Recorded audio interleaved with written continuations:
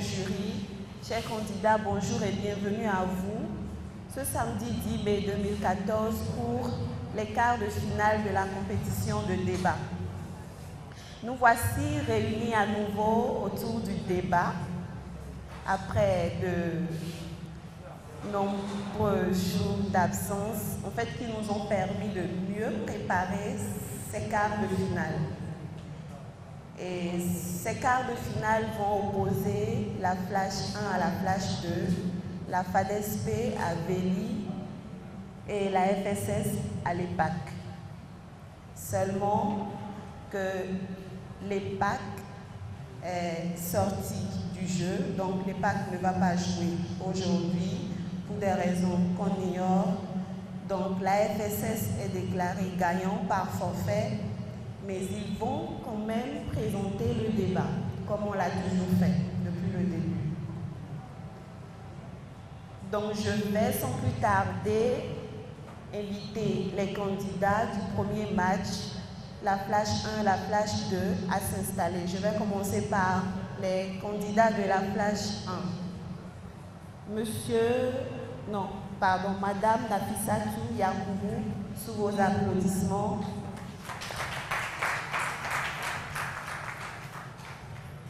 Nous avons Monsieur Noé Dotou qui va s'installer aussi. Nous avons Monsieur Marius Adou qui va s'installer aussi. Et enfin, pour la Flash 1, nous avons Monsieur Babatunde Isaac Bouessou. On les applaudit, ça va les encourager.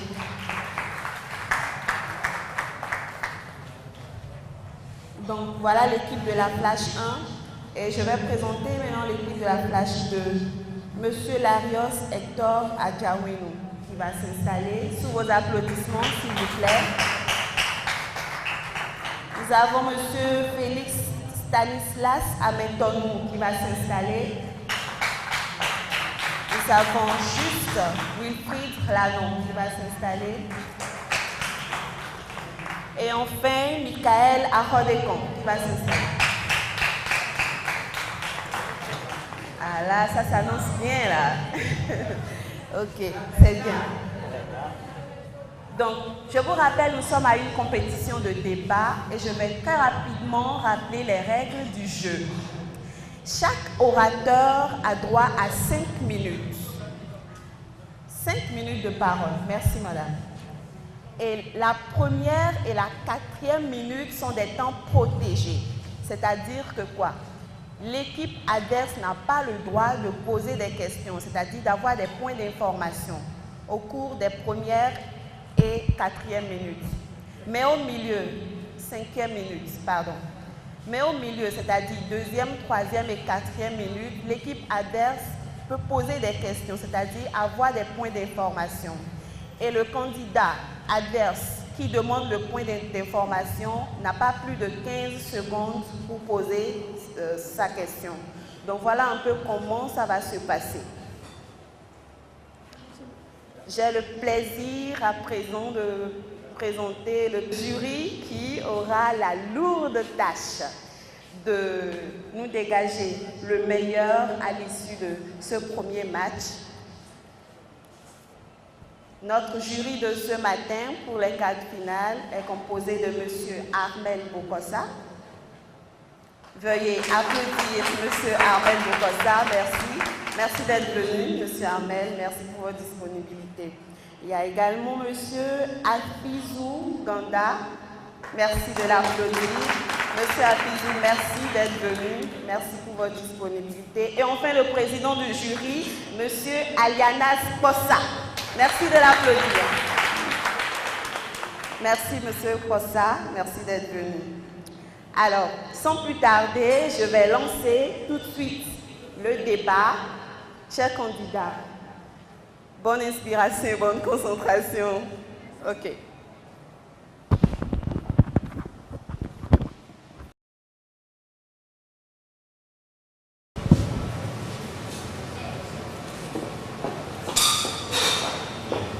Bonjour, chers amis. Bienvenue à ce débat. La motion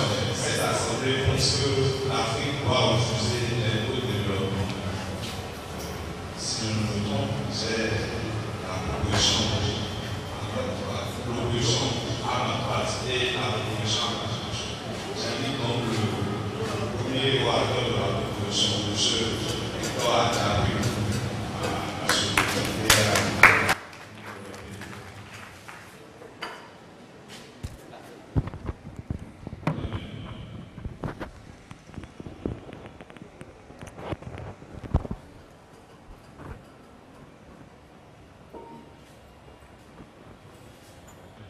Voilà. Nous adressons avec humanité nos abruptes salutations aux membres du jury ici présents et aux spectateurs ici présents. Vous savez ce qui nous a réunis ici ce matin. La motion qui fait l'objet de débat aujourd'hui se libelle de la façon suivante. Cette assemblée pense que l'aide au développement doit être refusée. Que l'Afrique doit refuser l'aide au développement, du moins. Mais cher public, vous savez que depuis l'avènement des indépendances, l'Afrique se voit au-devant d'une situation qui semble s'arroger les marques de fatalité. Nous voulons parler de son développement.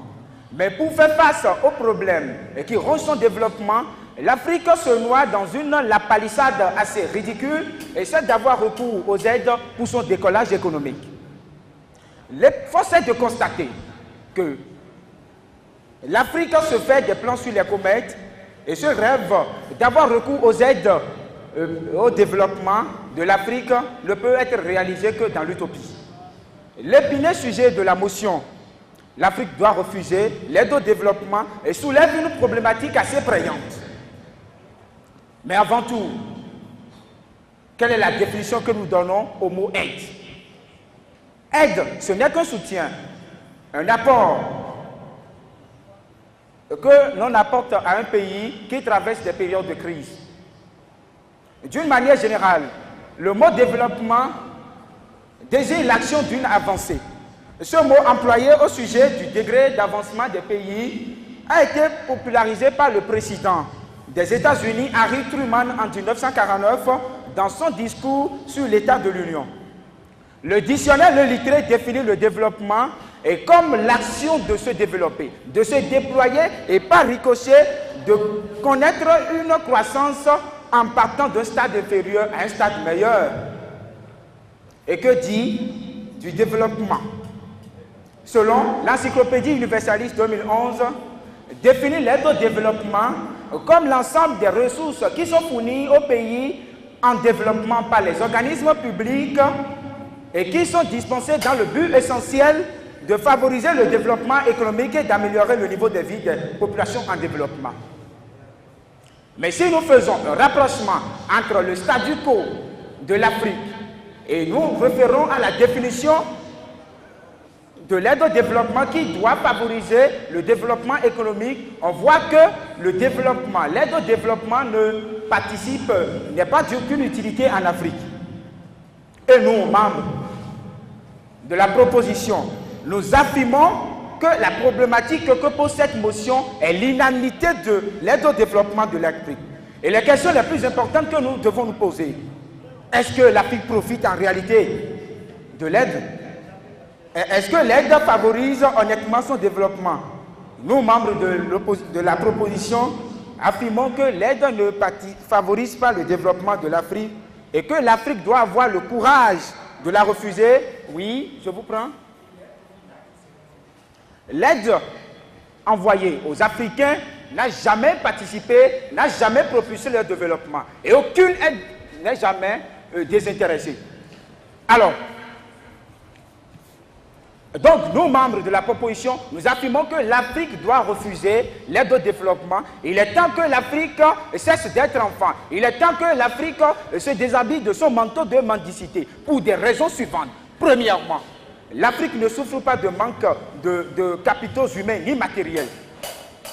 Deuxièmement, l'Afrique, l'aide au développement, l'aide ne sert qu'à renforcer la dépendance du continent. Troisièmement, l'aide permet d'entretenir la soumission du continent. Quatrièmement, l'aide enlève aux Africains toute possibilité de prendre conscience et de trouver d'autres solutions aux problèmes qu'ils rencontrent. Et vous savez bien, l'indépendance est une conquête individuelle. Et chaque pays se jette à l'eau et chaque pays se met Et chaque pays se met en brèche pour décrocher la timbale. Nous, membres de la proposition, nous affirmons qu'il est temps que l'Afrique cesse d'être enfant. Il est temps que l'Afrique cesse de mendier. Je vous remercie.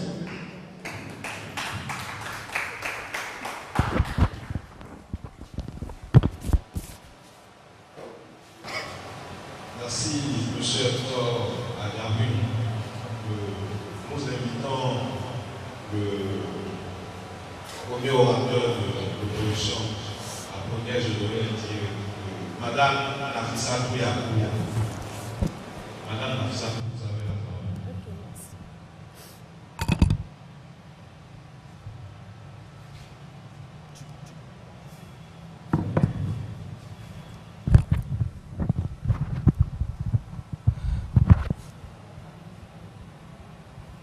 Merci.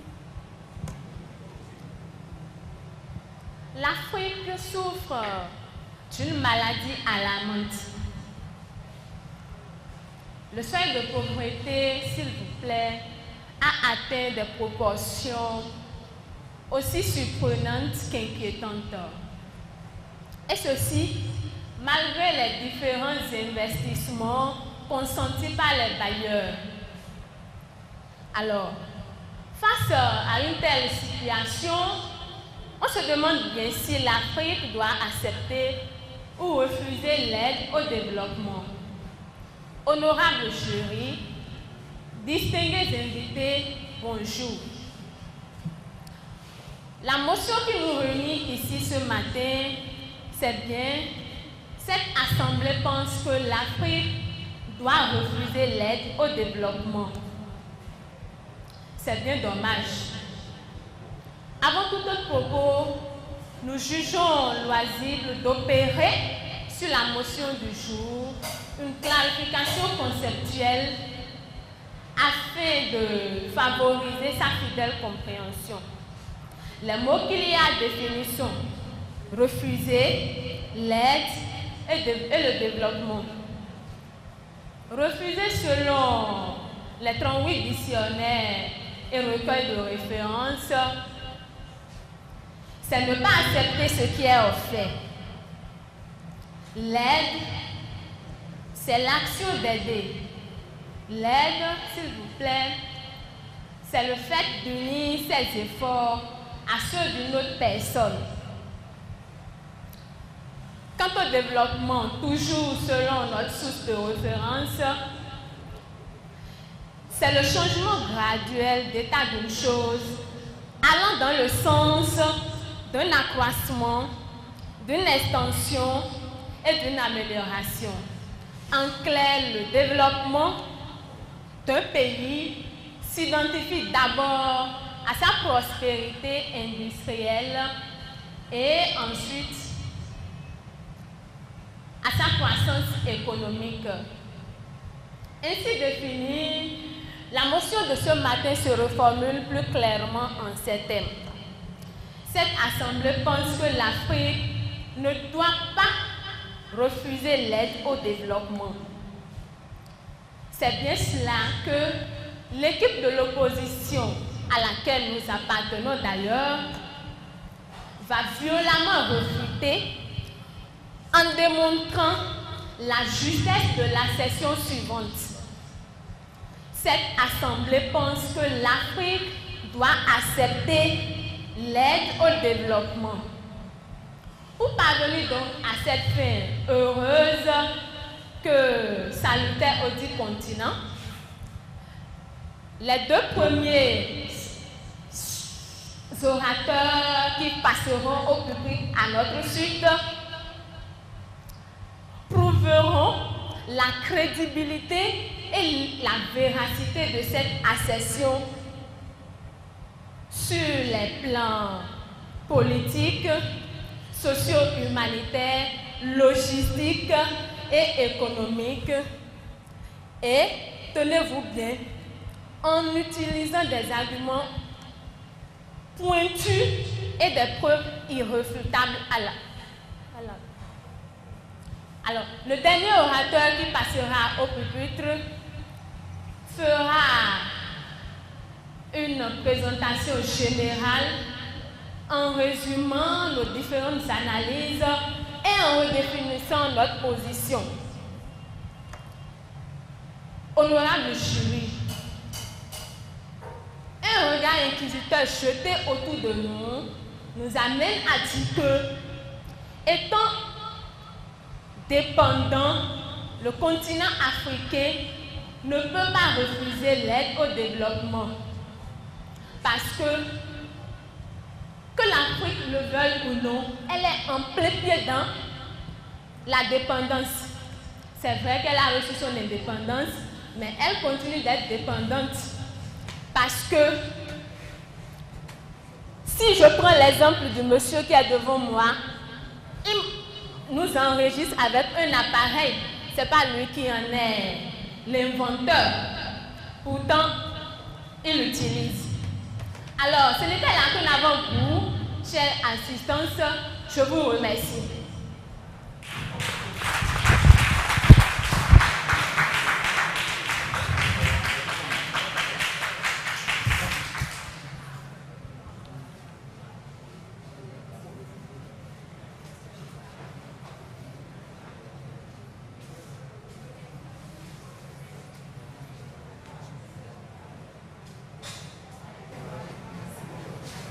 Merci, Madame Yayatou. Nous invitons Monsieur Félix Hamilton à prendre la parole.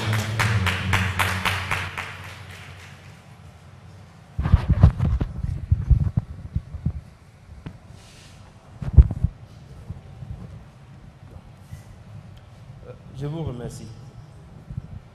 Durant les minutes à suivre, vous entendez dire à ce pupitre que l'Afrique n'est pas suffisamment puissante pour amorcer son développement, que nous avons besoin de tendre la main, quand bien même cette main est tendue depuis plus de 50 ans, que l'aide en allant croissante, que c'est elle qui va nous amener à solutionner nos différents problèmes.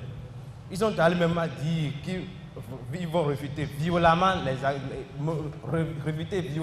arguments qui vont être développés par l'équipe de leurs collègues adverses. Il n'y aura aucune violence ici. Il y aura une force des idées et je suis convaincu qu'avant de sortir d'ici, vous comprendrez qu'effectivement, cette aide n'est qu'une politique de domination qui est appliquée depuis 50 ans et si l'aide va croissante et que nous n'arrivons pas depuis à solutionner nos problèmes, qu'il est temps de réfléchir et de trouver les réels problèmes que nous devons régler à notre manière et que ce n'est pas les autres qui doivent nous amener à solutionner nos problèmes. L'aide au développement n'est qu'une politique de domination, une politique qui consiste en fait à maintenir l'Afrique dans sa dépendance. Oui, je vous prends. Comment l'aide est-elle une politique de domination? Suivez mon développement, vous aurez la réponse. Je vous prends par exemple l'exemple de la construction des infrastructures. Actuellement, la Chine est en train de reconstruire notre fameuse route à Casa de Boygon. Mais ce sont les Chinois qui décaissent les fonds. Pourtant, nous avons des ingénieurs bien fabriqués, qualifiés, qui sont doctorants, qui ont fait notre école ici, des camarades, des frères, des sœurs à nous. Mais c'est cette même Chine qui envoie ces ingénieurs pour la construction, qui envoie ces ingénieurs pour l'évaluation, qui envoie encore ces ingénieurs pour le contrôle de la réalisation de ces édifices. Maintenant, nous, notre part que nous avons à donner pour la construction de ces édifices, nous les remettons en fin de compte lorsque l'édifice sera terminé à la Chine. C'est comme la Chine en train de trouver du travail à ses ressortissants dans nos pays. Ce n'est pas une manière de dire. Non, merci. Je dirais encore que la France a suffisamment bénéficié de cette politique d'aide au développement parce qu'à travers l'AFD, dont on nous vante souvent les mérites, nous sommes amenés à ne consommer rien que des produits français juste parce que la France coopère avec nous. Et si je reviens sur la même exemple chinoise, le Sénégal, en bénéficiant des aides chinoises, s'est hasardé à établir des relations commerciales avec le Taïwan.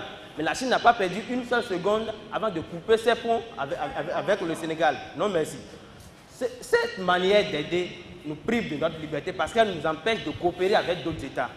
Et je dirais que l'Afrique doit refuser l'aide au développement parce que l'aide, en fait, le développement, ce n'est pas une question d'aide. Le développement, c'est une question de planification, une question d'ajustement, non merci, une question d'organisation, de politique élaborée par chaque État pour répondre aux exigences de ces populations. Il n'est pas du devoir d'un État d'amener un État tiers au devant de la scène en lui proposant des aides.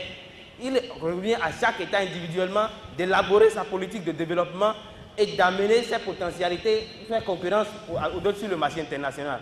L'Afrique doit refuser l'aide au développement. Non, merci. L'Afrique doit refuser l'aide au développement parce que l'aide au développement n'est autre qu'une politique d'exploitation de nos richesses. Une politique qui consiste à installer à la tête de nos États des dirigeants à la solde de l'Occident juste pour nous piller. Et des structures bien avant la colonisation comme la France-Afrique, le Commonwealth ont été construits à cet effet. Les présidents des pays donateurs n'hésitent pas à dire dans de grands discours. Je vais nommer Jacques Chirac il y a un peu plus longtemps, mais Obama tout récemment disent que les États-Unis, encore moins la France, n'ont pas d'amis mais rien que des intérêts. Et non merci. Et Richard Nixon, président américain, est allé jusqu'à dire mais que, je cite, l'aide au développement ou la coopération au développement n'a pas pour but d'aider des tiers, mais de nous aider nous-mêmes. Et je dirais que l'universitaire congolais, Jean-Marc Mouzili a raison lorsqu'il disait l'aide au développement n'est autre que la réplique parfaite des relations coloniales. En tout cas, mes camarades de la proposition et moi, nous continuons à dire que l'Afrique ne doit plus continuer à bénéficier de cette aide parce que les montants de cette aide n'ont fait que toujours augmenter, mais rien n'a changé dans nos États. Et si c'est cette façon d'aider, de nous maintenir dans la mendicité, l'Afrique doit refuser l'aide au développement parce que cette manière d'aider, c'est refuser le développement. Je vous remercie.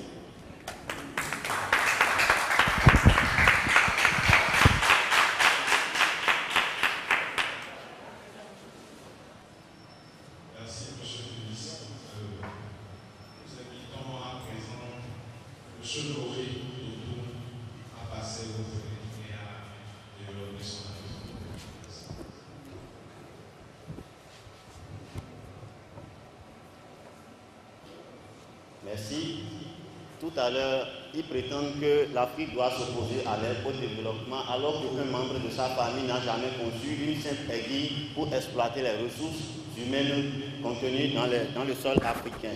Le débat de l'acceptation ou non du processus d'atteinte du développement du continent africain en réalité ne date pas de notre époque. C'est bien sûr, d'abord le concept du développement, l'aide au développement est un concept qui a été employé pour la première fois par le géographe, économiste, démographe français Alfred François Sauvy en 1955. Tout à l'heure, vous dites que c'est après la période des indépendances qu'ils ont commencé à parler de l'aide au développement. Nous, personnellement, on s'inscrit en faux contre cet argument. L'Afrique doit véritablement accepter le développement parce que, sur le plan politique et militaire, la majorité des crises qui secouent les États africains connaissent leur développement à travers les différents programmes mis en place par l'ONU, une institution nationale. Je vous prends. Est-ce qu'il s'agit d'accepter le développement ou d'accepter l'aide au développement? J'ai vu oui dire que l'Afrique doit accepter l'espace de la Vous avez bien employé le mot puis, c'est-à-dire que vous ne m'avez pas suivi dans ma logique, merci. Sur le plan politique et militaire, l'Afrique doit accepter quand même l'aide au développement parce que les nombreuses crises qui ont secoué l'ensemble des États africains ces dernières décennies ont connu leur développement grâce aux différentes aides et mécanismes mis en place par l'ONU. L'ONU n'est quand même pas une institution africaine, c'est une institution internationale dont la charte a été ratifiée depuis 1942. Il y avait Roosevelt, il y avait Churchill et il y avait le président Stanley. De la même façon, l'ONU parvient bien sûr à assurer régulièrement cette tâche à travers un programme spécifique qu'il a mis en place, on appelle ça le cessez-le-feu. Ce programme est souvent exécuté par les structures, notamment les casques bleus qui sont intervenus ces dernières années dans les nombreux États africains. Par exemple, pendant les dernières guerres qui ont déstabilisé, nous sommes d'accord, la Côte d'Ivoire, à travers le programme d'opération Lincoln, la crise a connu son dénouement. Au Mali, nous avons l'opération Serval. Non pas pour l'instant, au Mali, nous avons l'opération Serval. Et également, en Centrafrique, nous avons l'opération Sendaris. Donc, en résumé, pour cette partie, nous voyons que l'Afrique, malgré ses faramineuses puissances économiques et industrielles, n'arrive pas à être au-delà des différentes crises qui sont en train de secouer ces différents États. La notion de développement a pris de nos jours une envergure participative et convergente de tous les pays, de tous les continents de la planète Terre à cette ère de la mondialisation. Ne me demandez pas de vous clarifier la sémantique de la mondialisation, pas pour l'instant. Sur ces entrefaits, nous pensons à juste titre que l'Afrique doit s'assujettir quand même à la notion de l'aide au développement. Également, pendant les cataclysmes sociaux humanitaires, l'aide au développement apportée à l'Afrique constitue pour elle un géant tremplin. Pendant l'éruption des cataclysmes naturels et climatiques, comme, pas pour l'instant, comme l'inondation ou la crue, comme la désertification avancée, comme les feux de brousse sauvages, comme la famine déshumanisante, l'Afrique reste assujettie au financement des puissances étrangères pour une prompte et meilleure sortie de crise. En exemple, le fleuve Niger est sorti de son lit en septembre dernier et a provoqué la démolition des habitats, des inondations, des plantations et beaucoup d'autres dégâts.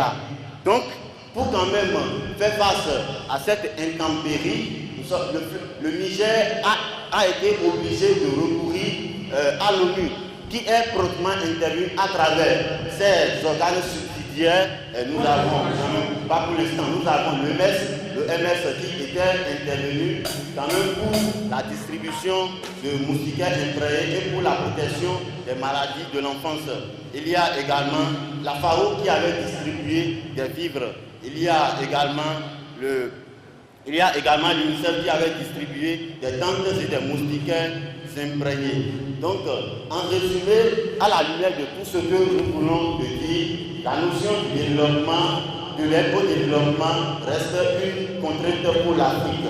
Sur ces entrefaits, nous demeurons irrévocables sur la position selon laquelle l'Afrique doit s'ouvrir au développement, sinon elle serait mal partie, comme l'a dit René Dumont dans son livre intitulé « Et l'Afrique Jacques » publié en 1962. Merci.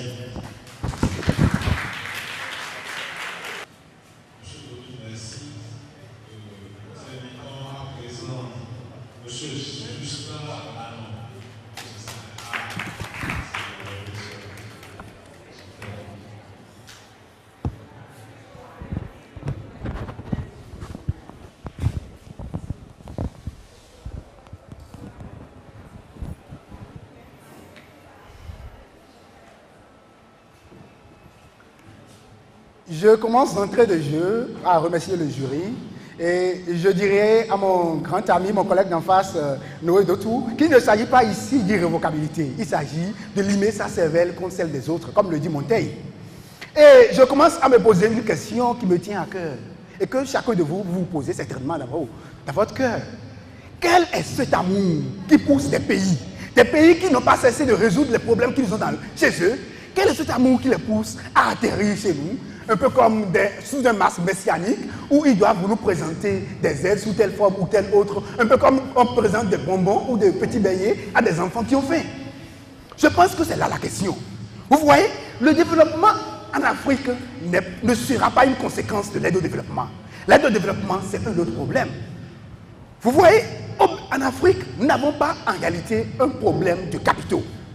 Ce n'est pas un problème de capitaux qui se pose, aussi bien du point de vue du capital humain que du point de vue du capital matériel. En Afrique, nous avons le capital. Et je dirais que nous avons le capital humain. Vous voyez, dans cette salle, il n'y a rien que des jeunes. Nous avons la population la plus jeune du monde. Attendez, selon des enquêtes récentes. Et du point de vue du capital matériel, non merci, du point de vue du capital matériel, nous avons tout ce qu'il nous faut pour aller vers le développement. Permettez que je vous le dise avec un peu de véhémence. Assel Kabou, une grande dame, elle est une Camerounaise d'origine sénégalaise, elle a publié un ouvrage intitulé « Et si l'Afrique refusait le développement ?» Dans cet ouvrage, elle dit ceci, je cite, « Quand bien même l'Afrique disposerait de milliards de dollars, le développement ne s'y amorcerait quand même pas. Car rien n'y a été fait depuis les indépendances pour favoriser l'émergence d'une vision nouvelle de soi et du monde extérieur. » Fin de citation. Vous découvrez avec moi la prégnance de cette pensée selon laquelle... Oui, je vous prends. Vous savez ce qu'il faut pour le développement, avez-vous ce qu'il faut pour les transformer en des ressources? Oui, aujourd'hui, on fabrique des ordinateurs Mac Acer en Afrique du Sud. C'est ce que vous avez oublié. C'est dire que, et vous voyez, les pays anglophones se développent. de façon un peu plus évidente que les pays francophones. C'est des pays qui ont compris qu'il faille élaborer des politiques de développement interne et qu'il faille se contenter de ce que nous avons, élaborer un plan efficient, un plan stratégique pour atteindre le développement. C'est ce que nous n'avons pas... Non, merci. C'est ce que nous n'avons pas compris jusque-là.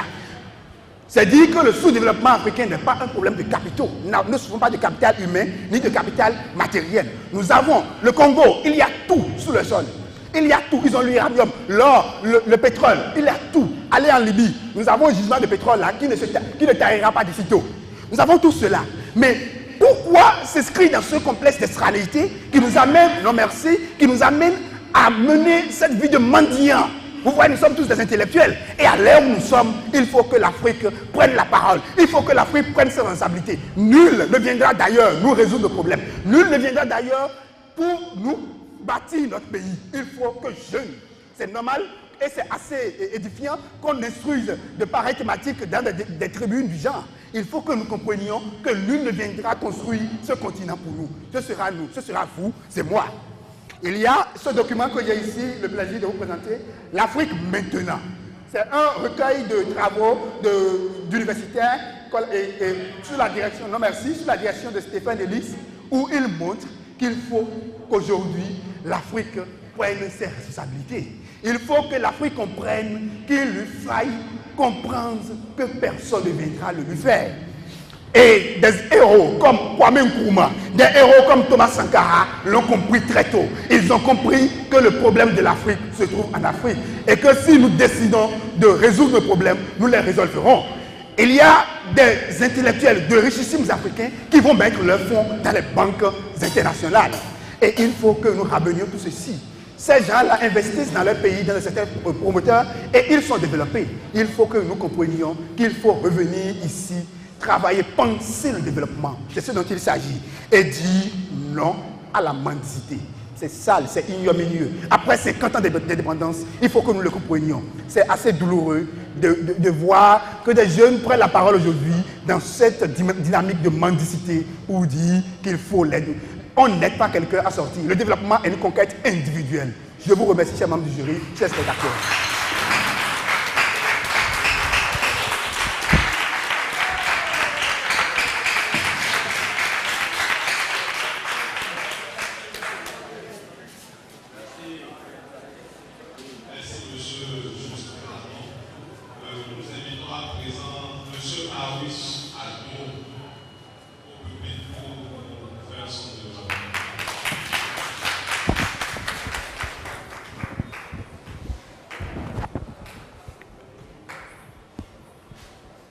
Merci. D'entrée de jeu, je m'en vais dire à mes collègues de la proposition certaines choses. N'oubliez pas que nous disposons de ressources qui dorment. Or, nous en avons besoin, mais nous les laissons là. Est-ce que vous voyez? Donc, les pays occidentaux viennent, ils disent, voilà, à partir de vos ressources, on peut vous aider à avoir telle chose.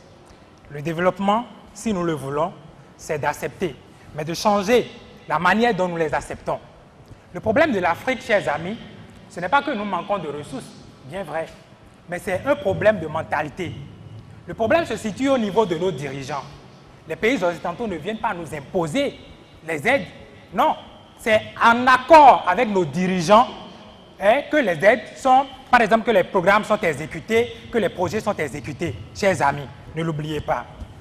Alors, pour nous, nous pensons que l'Afrique ne doit pas refuser l'aide au développement. Elle doit l'accepter. Parce que, l'Afrique a une économie fragile et ne dispose pas de moyens pour se suffire, bien qu'ayant de ressources dans son sous-sol qui, je le répète, dorment. Par exemple, dans notre pays, le Bénin, notre budget est financé, non merci, à fort taux par l'aide extérieure. Imaginez un instant qu'on suspende ces aides. Comment allons-nous payer les salariés de notre pays? J'imagine déjà l'affluence des travailleurs sur le macadam et on va vouloir les en empêcher. Et bonjour la guerre civile. Je continue en vous disant que l'Afrique doit accepter l'aide au développement parce que laissez-moi continuer, les pays pauvres que nous sommes Nous avons commencé avec d'autres pays tels que la Chine, le Japon, qui étaient même plus pauvres que nous. Mais aujourd'hui, ces pays sont devenus riches. Permettez-moi de continuer. Et viennent aussi nous aider. La Chine vient nous aider. Vous venez de donner l'exemple de la voie de Akasato Boycon. C'est parce qu'ils ont compris tôt. Je vous prends. Je voulais vous dire que le développement est une conséquence directe de l'aide au développement. C'est-à-dire, est-ce que le développement est une conséquence directe de l'aide au développement? vous répétez ce que vous avez dit. Mais je vous réponds selon ce que j'ai compris. L'aide au développement est un point capital pour le développement. C'est un point très capital. Et vous allez voir, la Chine n'a pas refusé l'aide que lui offraient les pays développés. Non, la Chine a accepté. Parce qu'en ce moment, un Chinois vivait à moins d'un dollar par jour. La Chine a accepté. Et c'est à partir de ces ressources qu'elle recevait des pays occidentaux qu'elle a réussi à être aujourd'hui un pays développé. Est-ce que vous voyez? Non, merci. Il y a aussi le Japon qui était dans le cas. Il a dit, selon l'ONU, c'est-à-dire le PNUD, que le continent asiatique recevait plus d'aide que les autres continents. Mais aujourd'hui, c'est l'Afrique qui reçoit plus d'aide. Comment comprenez-vous cela? Donc, c'est un problème de mentalité. Chers amis, non merci, l'Afrique doit accepter l'aide au développement pour une autre raison. Nous n'avons pas la technologie appropriée. Vous avez dit tout à l'heure que l'Afrique du Sud fabrique des ordinateurs. Je vous dis que c'est faux. Permettez-moi de vous dire que c'est les montages qui sont faits. Même au Nigeria, ça se fait. Les portables que nous utilisons sont montés au Nigeria. Mais ce n'est pas à partir des ressources tirées du sol nigérian que ces trucs-là sont fabriqués. Non, merci. Aujourd'hui, vous vous servez des véhicules. Et je vois quand un véhicule sort, vous courez pour aller l'acheter. Mais ce n'est pas vous qui le produisez. C'est parce que c'est utile. Nous ne pouvons plus nous départir de ces choses-là qui nous sont données par l'extérieur. L'aide au développement est très, très important. Très cher public, membre du jury. Alors, nous ne pouvons pas refuser l'aide au développement, chers amis. Imaginez l'absence des moyens de transport, de financement. Nous allons pourrir. L'Afrique ne va plus jamais se développer. Alors, nous proposons, au lieu de refuser l'aide au développement, de revoir. Est-ce que vous voyez? Nos chefs d'État qui sont corrompus, quand les aides viennent, ils courent, ils vont les chercher. Ça les avantage, ils les mettent dans leur poche. Mais ces aides-là, ce n'est pas les Blancs qui donnent ça aux dirigeants. C'est pour que les populations en profitent, mais ils en font ce qu'ils veulent. C'est pourquoi l'Afrique ne se développe pas. Ce n'est pas le Blanc, les Occidentaux, qui sont à la base de notre sous-développement, chers amis. C'est nous-mêmes, notre mentalité, la corruption. Est-ce que vous voyez? Revoyons notre mentalité et changeons de position. Nous martelons fermement que l'aide au développement ne doit pas être refusée. Je vous remercie.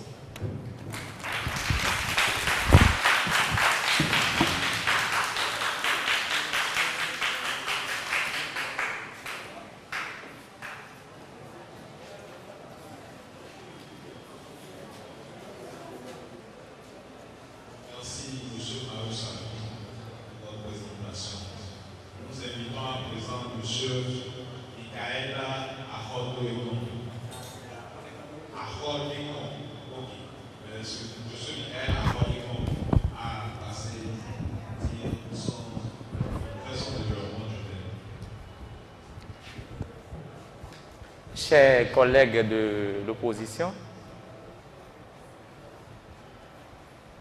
le développement n'est pas une conséquence directe de l'aide au développement.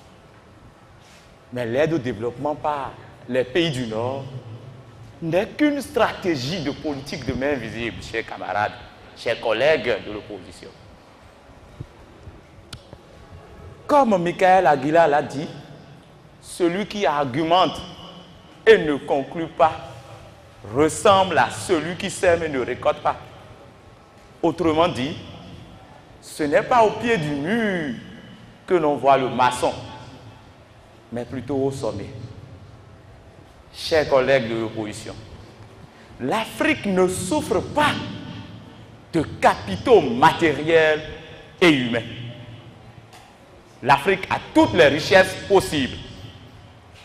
Si nous prenons l'exemple de capitaux matériels, nous prenons par exemple le Niger, le Congo, la Libye, qui ont des richesses matérielles, et les pays du Nord mettent l'aide au devant pour venir piller nos ressources matérielles. Non, merci. L'Afrique est la population la plus jeune, remplie de bras valides. Voyez avec nous, dans cette salle, il n'y a rien que de jeunes. Même dans l'équipe de l'opposition, rien que des jeunes. Dans l'équipe de la proposition, rien que des jeunes. Même les membres du jury, rien que des jeunes. Allez regarder, au niveau de leur colloque, rien que des vieux. L'Afrique n'a pas besoin de l'aide au développement. L'aide, c'est une forme, nous disons bien, c'est une forme de perpétuation de la domination coloniale en Afrique. Une domination sur le plan politique, une domination sur le plan économique et une domination sur le plan social. Alors, c'est l'Afrique pauvre qui nourrit les pays du Nord. Oui, je vous prends. C'est une question de moyens. Si les deux moyens essentiels vont permettre à l'Afrique d'étaler son développement. Nous avons tous les moyens possibles qu'il faut pour notre développement. Parce que le développement, en premier lieu, on parle de l'endogénéité. Ça ne quitte pas l'endogénéité d'abord avant d'aller au niveau de l'exogénéité. Alors, non merci. Je disais tantôt que c'est l'Afrique pauvre qui nourrit les pays du Nord. Voyons avec nous, avec ces auteurs célèbres, Pierre Kipré et Anne-Cécile Robert, dans l'Afrique au secours de l'Occident. L'aide au développement, c'est une stratégie d'enlèvement de toutes sortes de possibilités aux Africains de prendre conscience et de faire face aux problèmes endogènes qu'ils ont. C'est-à-dire de faire face à leur développement endogène. L'aide au développement, chers camarades, chers collègues de l'opposition, sert à la soumission. Ça, c'est entretenir la soumission. C'est une technique d'exploitation de l'Afrique. Le développement, non merci, le développement n'est pas une conquête holistique, mais plutôt une conquête individuelle. L'Afrique n'a pas besoin de l'aide au développement. L'Afrique n'a pas besoin de l'aide au développement. Parce que le développement dans sa dimension opérationnelle, c'est l'analyse des dynamiques de reproduction, de transformation des groupes sociaux en tenant compte de leur comportement. Alors, c'est une grave erreur que l'Afrique va accepter l'aide au développement. Il est temps que l'Afrique se déshabille du manteau de mendicité. Et nous, camarades de la proposition, nous soutenons fermement, nous disons bien, nous soutenons fermement que l'Afrique doit refuser l'aide au développement. Nous vous remercions.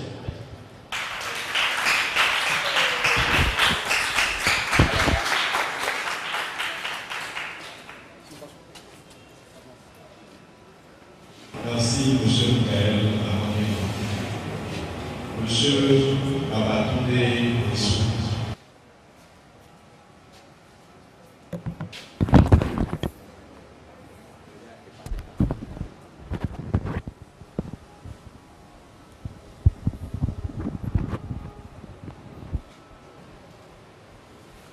Cher public, ai-je encore besoin d'intervenir avant que vous ne compreniez la partie que nous soutenons? Évidemment que non. Il semble que mes collègues de la proposition sont en train de confondre désir de se développer avec moyens à utiliser pour son développement. L'Afrique dispose des ressources naturelles dans son sous-sol, mais n'a pas les machines nécessaires pour son exploitation. Celui qui vient vous aider pour l'exploitation de ces richesses, est-ce un pilleur? Non. Devons-nous refuser ces aides? Non. Si nous les refusons, ça veut dire que nous ne voulons jamais se développer. Nous ne voulons jamais nous développer. En tout cas, pour notre part, nous martelons qu'en Afrique, l'aide au développement doit être toujours acceptée. Combien, mes chers publics, chers camarades, combien de Blancs avez-vous déjà connu ou vu venir obtenir son doctorat en Afrique? C'est ridicule, n'est-ce pas? Mais nous courons toujours. Pourquoi nous ne rejetons pas les bourses d'études qu'on nous offre? C'est les aides au développement. Et vous pensez que l'Afrique doit refuser ces aides? Vous pensez que les nombreuses routes qu'on nous construit, les nombreux appareils qu'on nous offre, les nombreuses salles de classe, les nombreux centres de santé équipés qu'on nous offre, l'Afrique, non, pas pour l'instant. Chers camarades, chers publics, mes coéquipiers, ceux qui m'ont précédé, vous ont démontré que l'Afrique bénéficie toujours des aides quand elle est plutôt frappée par des catastrophes naturelles. L'Afrique bénéficie toujours des aides et les cas du Niger, de Mananville et de la Somalie en sont illustratifs. Non, pas pour l'instant. L'Afrique doit rester toujours redevable aux aides extérieures. Je vous en prie. Mes coéquipiers vous ont démontré. Oui, je vous prends. Oui, vous présentez là le palmarès de tout ce que les Européens font, de tout ce que la société fait. Mais pourquoi jusqu'ici le développement n'a pas résolu? La réponse, c'est que l'aide au développement ne résout pas le problème. C'est ce que vous devez faire. Je vous remercie, mais vous devez, en tant qu'Africain, repenser autrement. D'abord, l'Africain n'est pas uni. Mais je pense vous dire, ou je dois vous dire que les Blancs sont toujours unis quand ils viennent vers vous. L'Afrique doit repenser autrement et réorienter ses aides au développement. Je vous remercie. Mes collègues vous ont démontré qu'en matière de faire face aux maladies, l'Afrique a toujours besoin d'aide extérieure. Prévenir ou lutter contre la poliomyélite, par exemple, la méningite, par exemple, le palu, le sida et que sais-je encore. Jusqu'à aujourd'hui, cher public, savez-vous que nos sous-officiers et nos officiers supérieurs sont toujours formés en Belgique et pour venir nous servir au Bénin? Mais c'est toujours des aides. Mes camarades sont en train de voir la notion d'aide au développement simplement sur le plan économique. Mais l'économie seule, non pas pour l'instant. Mais l'économie seule ne fait pas le développement, chers collègues, chers camarades. Non pas pour l'instant.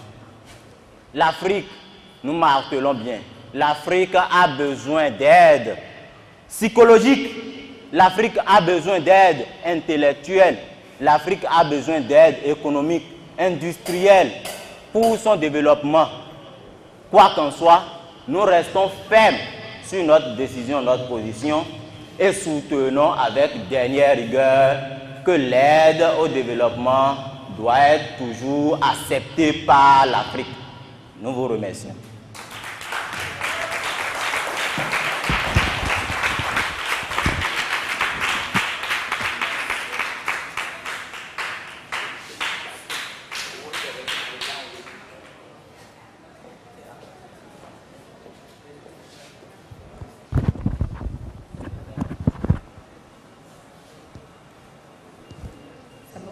Ok.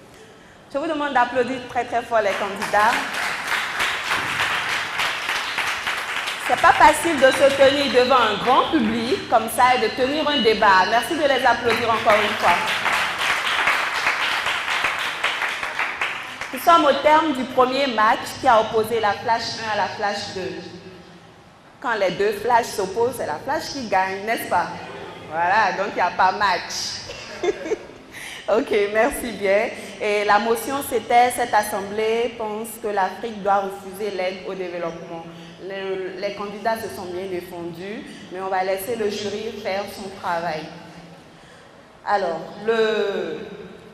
je voudrais très rapidement rappeler les règles du débat. Il y en avait que je n'avais pas évoquées. Les points d'information. Le candidat au pupitre a l'obligation de répondre à au moins un point d'information. D'accord? Le candidat au pupitre a l'obligation de répondre à au moins un point d'information. Et celui qui pose le point d'information ne doit pas dépasser les 15 secondes. Passer ces 15 secondes, son équipe est pénalisée. Donc, il faut faire très attention à ces petits détails. Et je voudrais dire au public qu'il peut soutenir avec des cris, des applaudissements un candidat qui présente un argument que vous trouvez juste. Vous avez l'autorisation. Donc, dès qu'un candidat évoque un argument que vous semblez bien soutenu et tout, vous pouvez applaudir, faire le maxi de bruit pour l'encourager. Merci.